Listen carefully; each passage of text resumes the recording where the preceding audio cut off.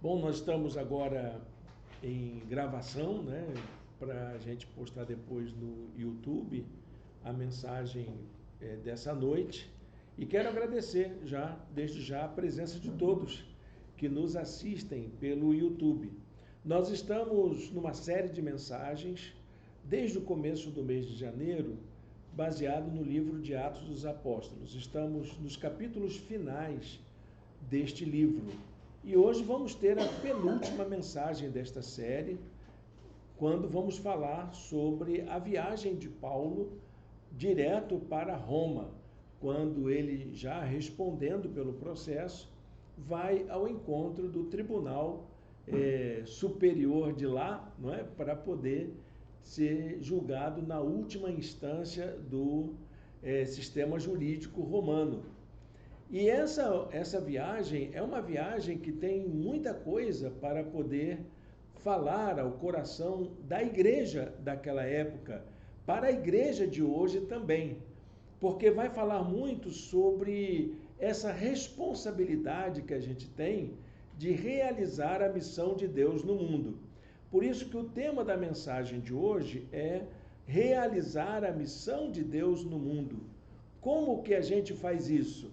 Olha, gente, a gente faz isso com a bênção de Deus, não faz isso no poder humano, não faz isso com recursos nossos, embora a gente precise disso tudo, precisa de gente, precisa de recursos financeiros, tecnológicos, embora a gente precise disso tudo, mas a obra de Deus só dá para ser feita no poder de Deus. Essa é a grande mensagem que essa viagem de Paulo para Roma tem a nos ensinar. Eu escolhi um texto para a gente meditar, para a gente servir aqui de início dessa nossa meditação, que é o versículo 25 do capítulo 27.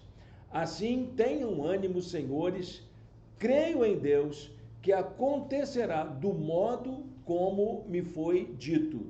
Paulo está dizendo aos marinheiros, aos tripulantes do navio, em meio à tempestade, em meio a uma viagem completamente cheia de adversidades, que tudo vai acontecer como Deus falou ao coração do apóstolo Paulo. Nada vai sair daquilo que Deus prometeu, nada vai ser diferente àquilo que Deus prometeu. Paulo tinha a convicção de que a missão de Deus recebe o cuidado e a proteção de Deus, sempre, sempre. Tudo que a gente faz para a obra de Deus é debaixo do cuidado de Deus. Aqueles que realizam aquilo que a gente chama de missio Dei, que é missão de Deus, aquilo que Deus gostaria que fosse feito no mundo e que entrega essa tarefa nas nossas mãos, recebem o cuidado e a proteção de Deus, mesmo em meio a perigos da jornada, porque os perigos existem, Paulo está seguindo, então, viagem para Roma, ele está aqui já sendo acompanhado por um séquito de pessoas. Havia um comandante dessa tropa, que era um centurião. Centurião é um comandante de uma tropa de 100 soldados. Então, provavelmente, tinha uns 100 soldados juntos com Paulo. O nome do centurião era Júlio. E Júlio, ele estava acompanhado de outros prisioneiros, porque era muito comum fazer estas viagens das províncias romanas para a capital romana, levando os prisioneiros que precisavam ser julgados pelo sistema romano de justiça. Ele estava, então, sendo escoltado. E junto com o próprio apóstolo Paulo e esse séquito de soldados e escolta que estava sobre Paulo e os demais prisioneiros, estava também Lucas. Lucas é o relator dessa viagem. Ele escreve essa viagem, ele faz uma espécie de diário de bordo de uma viagem. Esse capítulo 27 até o capítulo 28, lá pelos versículos 10, 11, nós vamos encontrar um perfeito diário de bordo, alguém que narra uma viagem marítima até a capital do Império Romano. E havia também um outro personagem que é muito importante nesse momento, que é o irmão Aristarco. Olha, gente, que gente boa deveria ser esse Aristarco, companheiro de Paulo. Ele acompanhou Paulo desde Éfeso, quando surgiu aquele probleminha lá no teatro de Éfeso, que Paulo estava quase sendo preso, então ele é retirado ali e Aristarco estava junto com ele. Desde então, Aristarco não deixou a companhia de Paulo. Ele era um companheiro, um apoiador. Diz a história que até mesmo quando Paulo chega a Roma e é preso, e ele então vai ficar numa residência, Aristarco é o companheiro que vai dar apoio a Paulo na prisão. Lucas, quando registra esse fato, ele diz assim: embarcamos num navio de Adramítio. Olha como é que ele fala, embarcamos, eu estava junto. Eu, Lucas, estava presente com esses soldados, com esse centurião, com esses prisioneiros, com a tripulação do navio, com a carga, com tudo que tinha, outros passageiros, para poder seguir viagem. Entramos no navio que estava de partida para alguns lugares da província da Ásia e saímos ao mar, estando conosco Aristarco, um macedônio da Tessalônica. Essa figura ela é ímpar nessa história. Em todos os relatos anteriores que Lucas fez das viagens de Paulo, olha, Paulo já tinha feito as 3 primeiras, lembram disso?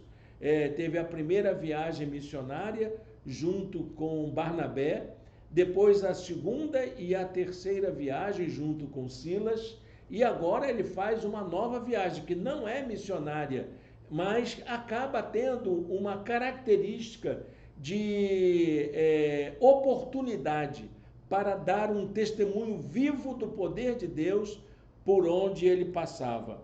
Em todos os relatos, Lucas não falou das dificuldades da viagem. A gente presume, porque lembram da primeira viagem?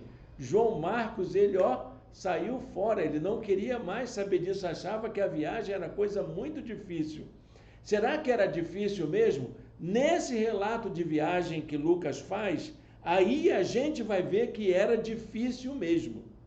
Paulo já chegou até a dizer na sua biografia de vida, se pudéssemos pegar os versículos das cartas paulinas, Paulo virá a dizer que ele passou por esses problemas. E na segunda carta aos Coríntios, por exemplo, ele fala de maremotos, de naufrágios, várias vezes, não uma nem 2 vezes, mas algumas vezes ele passou por grandes dificuldades na navegação, problemas decorrentes das viagens marítimas que eram feitas na época. Eu não sei se vocês já viajaram num barquinho pequeno, numa tempestade. Olha, não queiram fazer isso, é algo terrível, né? O barco fica como uma casquinha de nós, levado pelas águas e pelo vento, sem segurança nenhuma.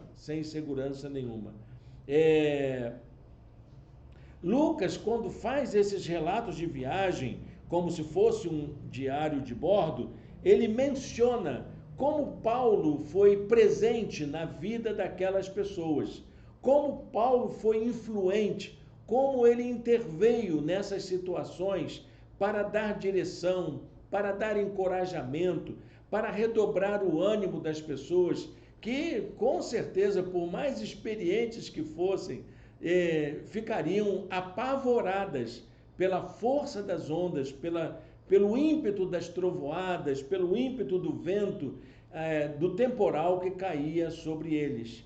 E isso, gente, olha, Paulo foi usado por Deus para encorajar essas pessoas.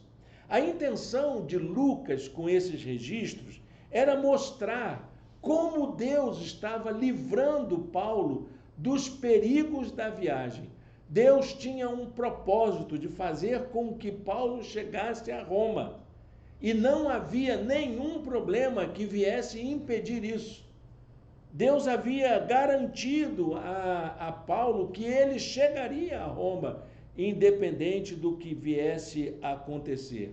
Vejam alguns problemas que Paulo enfrentou durante essa viagem. Ele enfrentou ventos contrários.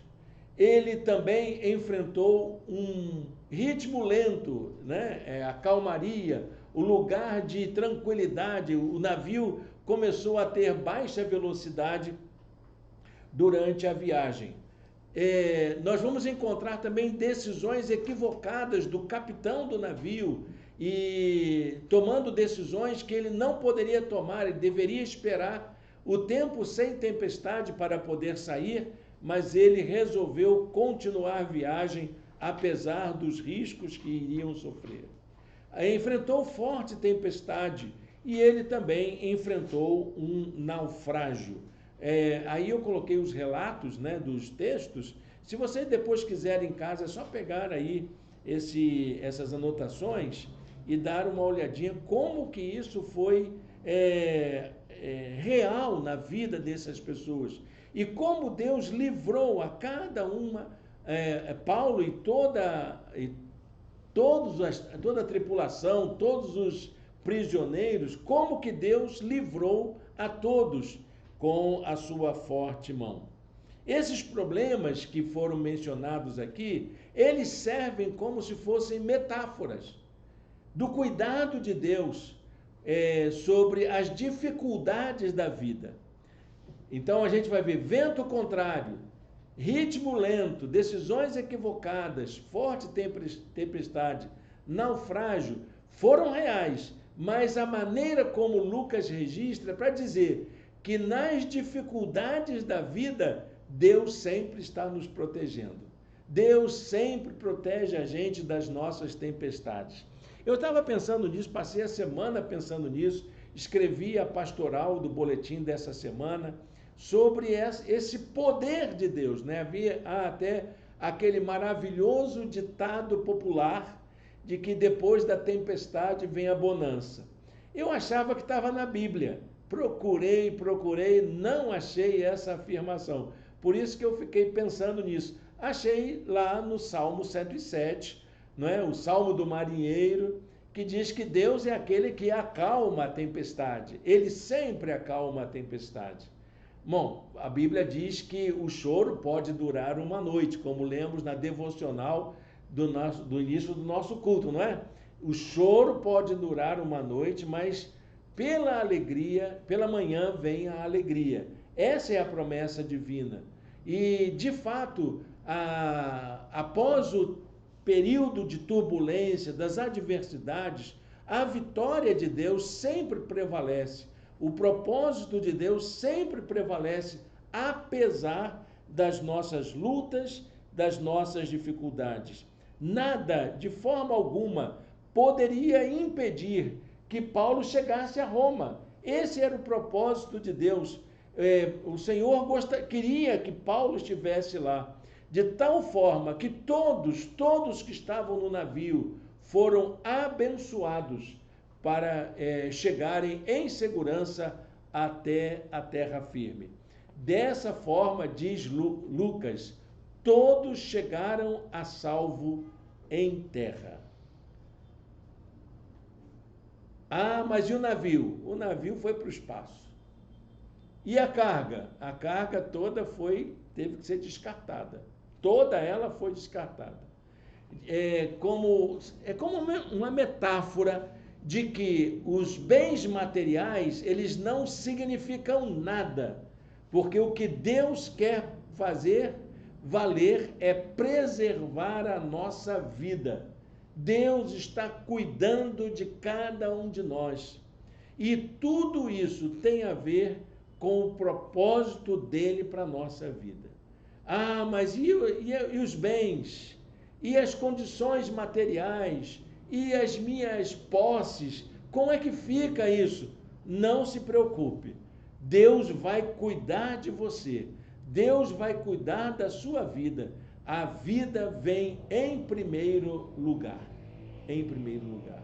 O que vai ficar para trás vai ser história, pode ser reposto, pode ser reconquistado, a gente pode construir de novo, pode fazer um novo navio, pode plantar trigo de novo, porque era trigo que estava, muita da carga era trigo que estava dentro do navio.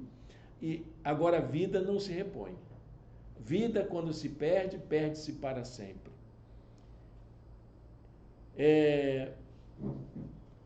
Durante a viagem, Paulo foi consolado por Deus. Um anjo apareceu para ele para falar sobre o que Deus queria que acontecesse. Olha, Paulo, vai acontecer de um tudo na tua viagem. Mas olha, não tenha medo. Paulo, não tenha medo. É preciso que você compareça perante César. Deus, por sua graça, deu-lhe as vidas de todos os que estão navegando com você. O interesse de Deus não é salvar carga, é salvar vida. E nenhuma vida vai se perder nessa jornada até Roma. Olha, eu tenho para mim, gente, que essa foi a lição que eu tirei para a minha vida. Só dá para realizar a obra de Deus do modo de Deus. Não tem outro jeito da gente fazer a obra do Senhor. Não tem outro jeito de fazer a vontade de Deus, a não ser do modo de Deus. Se eu quiser fazer do meu modo, vai ter alguma coisa que vai atrapalhar, vai desandar a coisa. E para que isso aconteça, para que a vontade de Deus aconteça do modo de Deus, Ele provê os recursos, o tempo todo para isso, no tempo certo, no momento adequado, não na hora que eu quero, não do jeito que eu quero, mas do jeito que Deus tem para fazer. É do modo de Deus, não do meu modo. Olha, gente, a gente vive numa época que a gente quer ter controle de tudo, né? A gente quer controlar todas as coisas, o tempo, o jeito, as quantidades, né? A gente quer ter o controle certinho da nossa agenda. Eu faço isso, gente. Eu pego meu controle financeiro tão pequenininho, eu coloco tudo na pontinha do lápis, né? Solange também faz isso em casa. E eu fico mais apavorado porque ela é mais organizada do que eu. E ela chega a dizer, olha, daqui a 2 meses nosso gasto vai ser tantos. Meu Deus do céu. É desesperador, não é? Mas olha, gente, nós temos essa mania do controle. Mas embora a gente queira ter o controle, a obra de Deus só acontece do jeito dele. É ele quem dá a resposta. Provérbios diz isso, né? O homem pode fazer planos, a gente pode fazer isso, a gente até deve fazer isso, mas a resposta certa vem do Senhor. A obra de Deus só dá para ser realizada do modo de Deus. Essa é a grande lição que eu aprendo com esta viagem que Paulo tem que fazer de Jerusalém a Roma. Aliás, de Jerusalém não, era lá de Cesareia até Roma. Essa viagem que dá muitas voltas. Eu não preparei o mapa aqui, mas se você olhar o mapa da viagem pelas cidades onde os navios, foram 2 navios, pararam, você vai ver que no mar Mediterrâneo ele dá voltas, ele vai dando voltas até chegar a Roma. Que lições nós podemos aprender com isso? O que isso nos ensina desse jeito de Deus fazer com que a obra dele aconteça? Então eu queria apontar algumas lições desses perigos da missão. Os perigos da gente fazer a obra de Deus do jeito de Deus. Tem perigo, tem risco? Tem sim. Mas esses riscos nos ensinam nos dão grandes lições sobre aquilo que Deus quer fazer conosco. A primeira grande lição é que nós devemos cuidar da vida de todos e todas, não de coisas materiais, não de bens, mas cuidar de pessoas, cuidar de vida. Paulo estava preocupado com a salvação das pessoas que estavam no navio, não das cargas, não das estratégias políticas, judiciais, ou lá o que fosse, né, de serviço administrativo, porque teve uma hora que alguns soldados queriam fugir usando o bote salva-vidas. Ele disse: vocês vão deixar aqui? Vocês vão parar com isso por aqui? E aí os soldados, eles voltam atrás, vamos juntar forças, vamos trabalhar pela salvação de todos. Não importa qual é a condição social das pessoas, não importa qual é a nacionalidade delas, não importa o que as pessoas tivessem feito de maldade, de crime que tivessem praticado.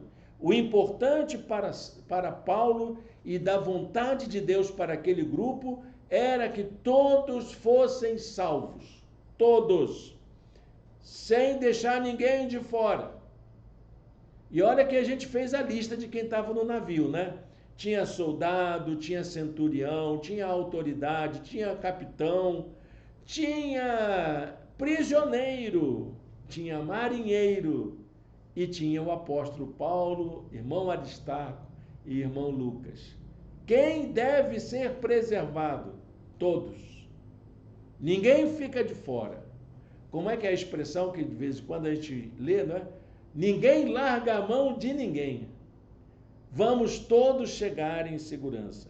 A intenção de Paulo era fazer com que todos chegassem bem e chegassem vivos ao destino final. Paulo dizia aos membros da viagem: senhores, vejo que a nossa viagem será desastrosa e acarretará grande prejuízo para o navio, para a carga e também para as nossas vidas. Mas o que é que a gente tem que fazer?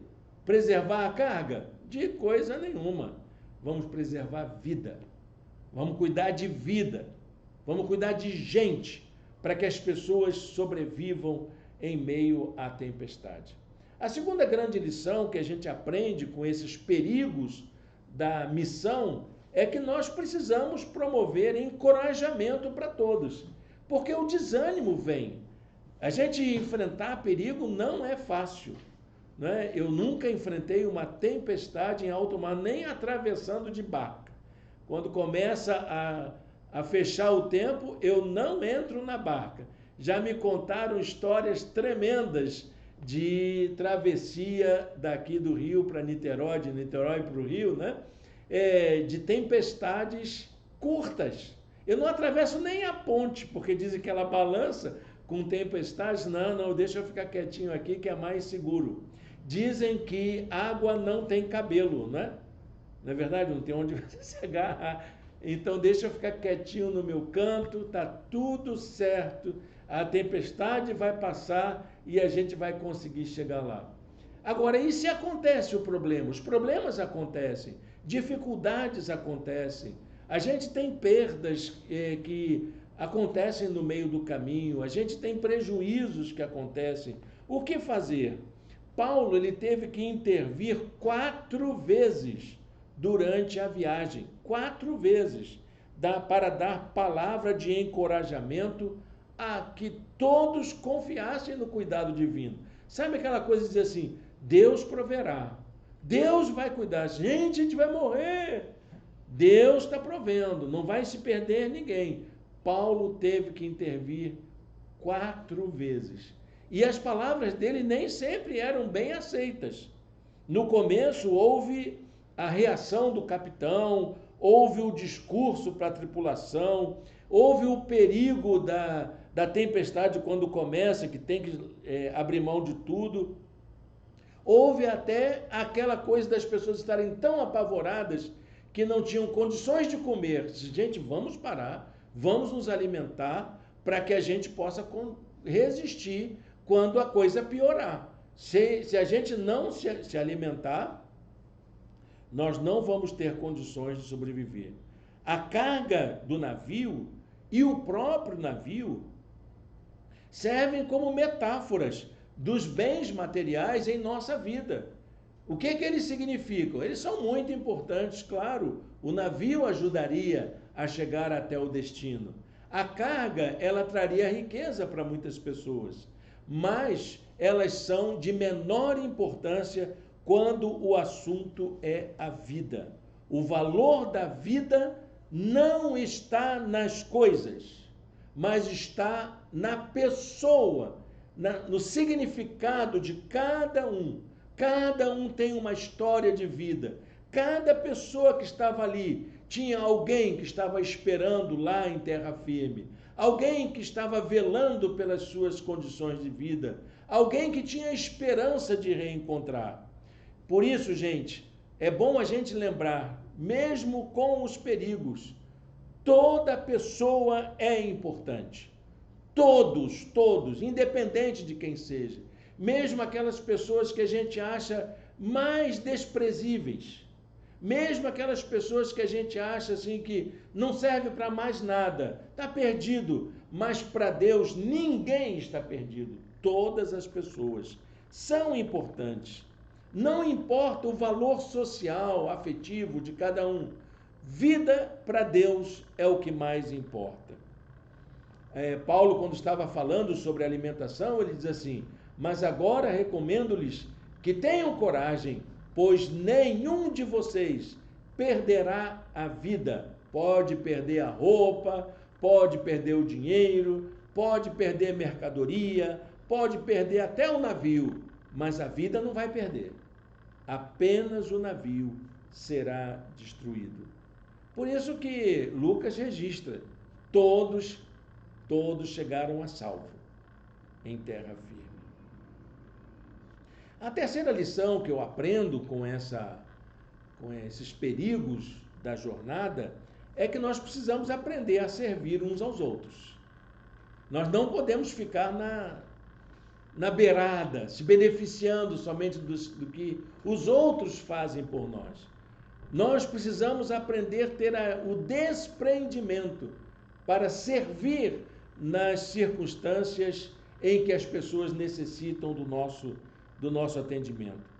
Paulo, em todo o tempo, desde o primeiro momento, ele procurou abençoar as pessoas que estavam à sua volta, em todo o tempo. E o centurião viu isso, mesmo sendo aquela pessoa que tinha a responsabilidade de escoltar um prisioneiro, o centurião sabia que Paulo tinha uma importância especial, era uma pessoa dedicada, uma pessoa influente, uma pessoa que fazia o bem, uma pessoa que era capaz de ajudar, mesmo sendo ele prisioneiro. Paulo, ele servia o tempo todo. E quando eles, então, finalmente enfrentam aquela tempestade horrível, né, que eles são jogados ao mar, o barco bate num barranco e eles têm que ir nadando até a terra firme, até a praia, e quando chegam na praia, estão ali se aquecendo, Paulo vai lá na fogueira, né, esquentar a mãozinha, aí uma serpente sai do meio dos gravetos, morde a mão dele, uma víbora, né? Aí os marinheiros, nossa, esse camarada está lascado. Ele deve ter feito alguma coisa ruim para os deuses, está sob maldição. E aí não acontece nada, ele sacode a mão, a cobra vai embora. Nada acontece com ele. Todo mundo esperava que ele inchasse, que ele ficasse, né, todo cheio de convulsões, mas nada aconteceu com ele. E aí eu penso, gente, esse cara é esquisito, né? Ele deve ser um Deus, ele não é um maldito, ele é um bendito, porque ele é o próprio Deus, que nada de mal acontece com ele. E quando ele estava na ilha, então, alguém os acolheu, deu alimento. para aquelas pessoas que estavam sem nada. Eles perderam tudo na viagem. Então alguém cuidou deles, e quando eles chegam à casa desse moço que ofereceu ajuda, o que acontece? O pai dele estava doente, já há alguns dias. Veja como Lucas registra. Seu pai estava doente, acamado, sofrendo de febre e disenteria. O que Paulo faz? Paulo entrou para vê-lo e, depois de orar, impôs-lhe as mãos e o curou. Era isso que Paulo estava disposto a fazer. Servir, abençoar pessoas, cuidar de gente em todo o tempo, cuidar de pessoas necessitadas, pessoas enfermas. Ele já tinha passado por uma viagem desastrosa, como ele mesmo descreveu. Em todo o tempo ele procurou ajudar pessoas. Em todo o tempo ele procurou servir. E mesmo depois de ter acontecido aquilo, várias pessoas da ilha vinham procurar Paulo para também serem curadas. Paulo animou a todos, ministrou cura sobre todos. Ele cuidou de gente enferma, gente fragilizada, gente que precisava do socorro. Olha, gente, que lição essa da viagem, né? Que lição é essa da gente aprender a servir nas situações difíceis? Colocar a nossa vida a serviço das pessoas que necessitam de socorro. Para a gente concluir essa palavra, eu queria deixar aqui uma declaração, né, dessa convicção que Paulo tinha. Paulo estava certo de que sua vida inteira só fazia sentido se fosse colocada a serviço da missão de Deus. Paulo já tinha dito isso aos presbíteros de Éfeso. Em nada tenho a minha vida por preciosa, conquanto eu cumpra a carreira e o ministério para o qual eu fui designado. Aqui ele está demonstrando na prática o que é isso. Eu estou aqui para isso. Mesmo que eu morra, eu vou até o fim fazendo aquilo que é da minha natureza fazer. Ele desempenhou um importante papel durante toda a viagem, encorajando pessoas, agindo com sabedoria, demonstrando confiança no cuidado divino, sendo perseverante. Isso é ser crente, gente. Isso é ser cristão.